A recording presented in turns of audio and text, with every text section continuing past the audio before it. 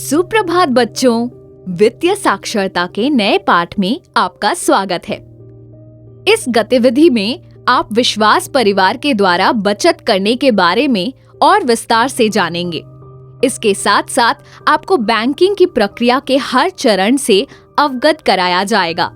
ऐसा करने से हम आशा करते हैं कि आप बैंकिंग के महत्व को अच्छे से समझ पाएंगे। 1 साल तक छोटे ब्यूटी पार्लर में काम करके अनुभव प्राप्त करने के बाद प्रिया उत्तम नगर के एक नामी ब्यूटी पार्लर के चेन में नौकरी के लिए आवेदन करती है।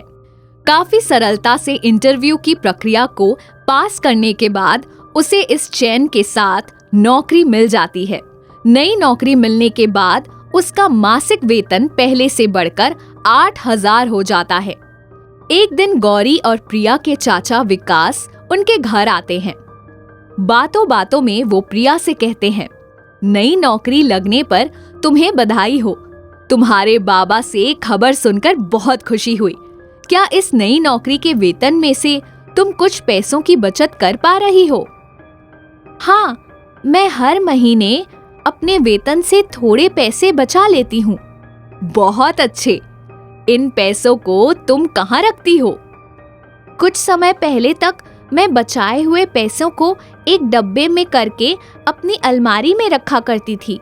फिर एक दिन गौरी ने कहा कि उन पैसों को बैंक में रखने से वो ज्यादा सुरक्षित रहेंगे। ये उसने अपने स्कूल में सीखा था, पर हम दोनों में से कोई भी ऐसा करने की प्रक्रिया नहीं जानते हैं, तो हम कुछ समय से इस बात को जानने के बारे में सोच रहे हैं। ओह, अगर ऐसा है तो बैंक का खाता खोलने में मैं तुम्हारी सहायता कर सकता हूँ।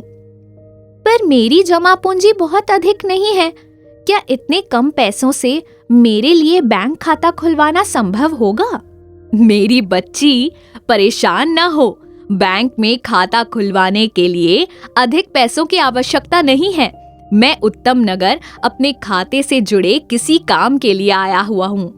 शनिवार को मैं जब बैंक जाऊंगा तो तुम्हारा खाता खुलवाने के लिए तुम्हें साथ ले चलूंगा। चाचा जी, आपके पास बैंक में स्वयं का खाता है? बिल्कुल है।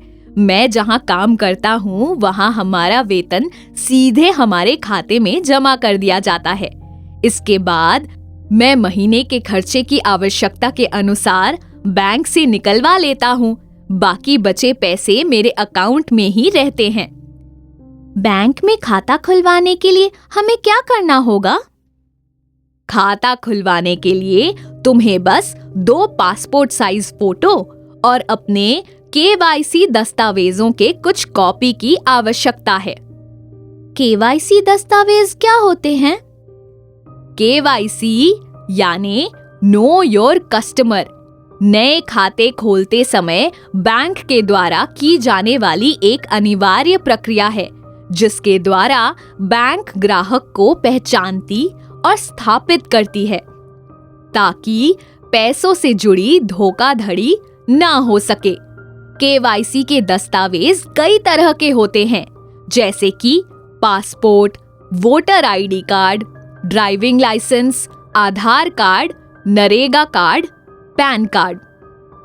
इन सारे दस्तावेजों में से आपको केवल किसी 2 के फोटोकॉपी देने पड़ेंगे और खाता खुलवाने के समय सत्यापन के लिए मूल दस्तावेज ले जाने होंगे।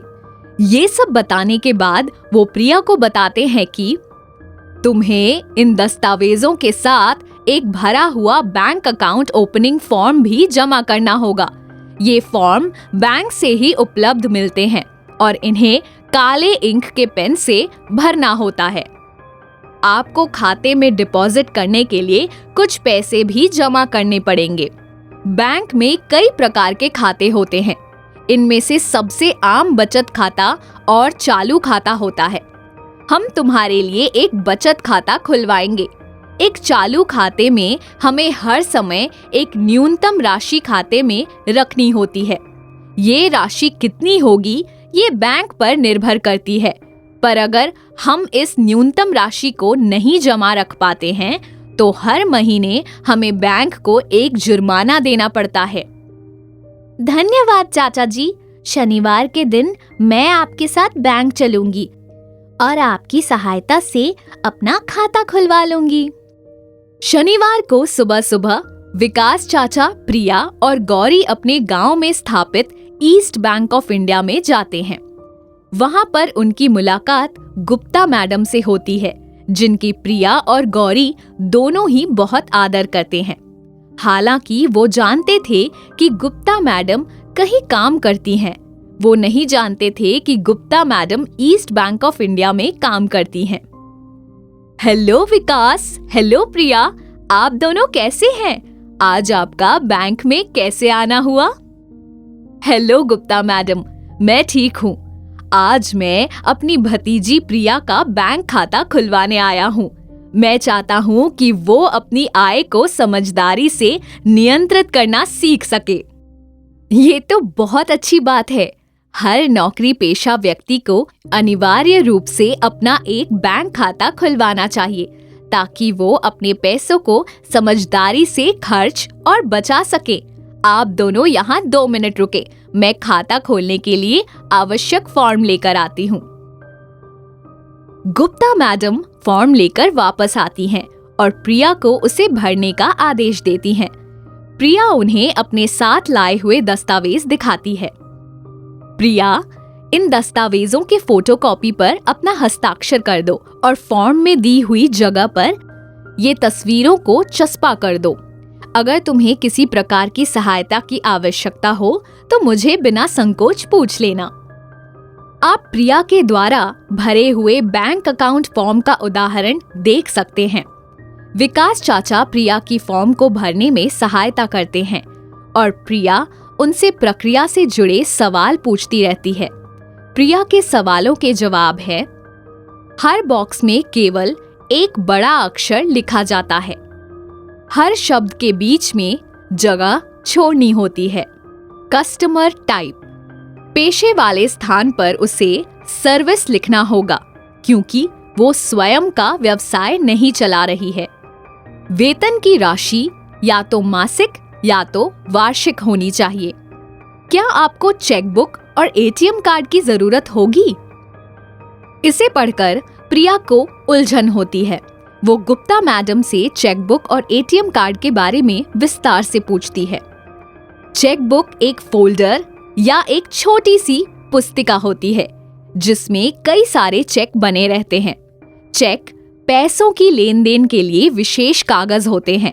जब आपको अपने अकाउंट से किसी को उपहार के लिए या चुगतान के तौर पर किसी को पैसे देने होते हैं, तो आप उन्हें एक चेक लिखकर दे सकते हैं।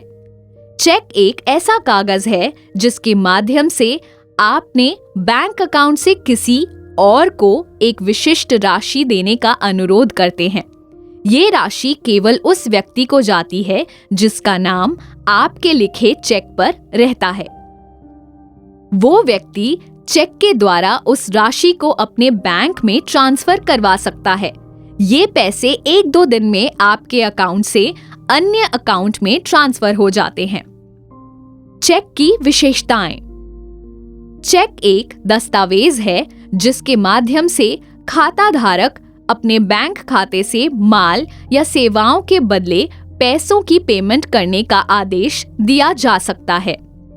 याद रखें कि आप किसी बैंक में चेक तभी मांग सकते हैं अगर आपका उस बैंक में खाता होता है। खाता धारक यानी ड्रॉअर द्वारा किसी भी प्राप्तकर्ता को चेक जारी कर सकते हैं अगर प्राप्तकर्ता ने उन्हें सामान या सेवाएं प्रदान की हों। प्राप्तकर्ता का नाम चेक में सही तरह से लिखा होना चाहिए। यदि किसी कारण से प्राप्तकर्ता का नाम अनिश्चित है, तो चेक उस व्यक्ति को देय हो सकता है जो बैंक को चेक प्रस्तुत करता है। एक चेक सही ढंग से हस्ताक्षरित और दिनांकित होना चाहिए ताकि सम्मानित किया जा सके। बैंक द्वारा भुगतान करने के लिए सहमत। एक चेक में अंकों और शब्दों दोनों में भुगतान की जाने वाली सटीक राशि का उल्लेख होना चाहिए। जब चेक पर कोने में 2 लाइनों के बीच अकाउंट पे लिखा होता है, तो उस चेक पर लिखी विशिष्ट राशि चेक पर निर्धारित खाते में डिपॉजिट करना होता है। बिना चेक को डिपॉजिट किए आप उस चेक में लिखे पैसे प्राप्त नहीं कर सकते हैं। अकाउंट पेई के बिना वाले चेक को बेयरर चेक भी कहते हैं। बेयरर चेक को बैंक में प्रस्तुत करने पर आपको तुरंत चेक पर निर्धारित राशि मिल सकती है। अकाउंट पेई चेक बेयरर चेक से अधिक सुरक्षित होते हैं। प्रिया, अब मैं तुम्हें चेक लिखने के बारे में चरण दर चरण मार्गदर्शन देती हूँ। करंट डेट, दाएं हाथ के कोने में आज की तारीख लिख दो। तुम एक पोस्ट डेट भी लिख सकती हो, लेकिन इसकी प्रक्रिया थोड़ी जटिल है। पेई, पेई लिखे हुए लाइन पर उस व्यक्ति का या संस्था का नाम लिखना होता है जिसे तुम पैसे देना चाहती हो। अगर तुम इस बारे में सुनिश्चित नहीं हो तो तुम्हें ये पता लगाना होगा तुम्हें पेमेंट किसके नाम करनी है, क्योंकि ये जानकारी सटीक होनी चाहिए। अंकों में रकम, तुम जिस राशि का भुगतान करना चाहती हो उसे दाईं ओर छोटे बॉक्स में अंकों में लिख दो। शब्दों में रकम, धोखाधड़ी और भ्रम से बचने के लिए राशि को शब्दों में लिखना होता है। ये पेमेंट की आधिकारिक राशि होती है। यदि शब्दों और अंकों की राशि मेल नहीं खाती है तो आपके द्वारा शब्दों में लिखी गई राशि कानूनी रूप से आपके चेक की राशि होगी। हस्ताक्षर, चेक के नीचे के दाएं कोने में सही तरीके से हस्ताक्षर करना होता है। चेक पर वही नाम और हस्ताक्षर लिखना चाहिए जो खाते को खोलते समय इस्तेमाल हुए थे। क्या चेकबुक के अतिरिक्त खाते से पैसे विथड्रॉ करने के कोई और साधन हैं? बिल्कुल है।